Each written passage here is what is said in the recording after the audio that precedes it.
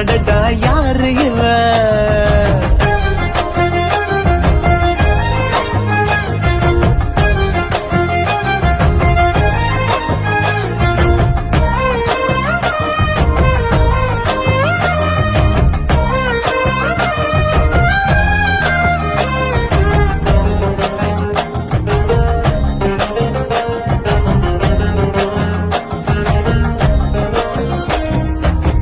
நில ஒன்று தரையில் வந்து நடக்குது எதிரில் நின்று எனக்குன்னு பிறந்தவதா என்று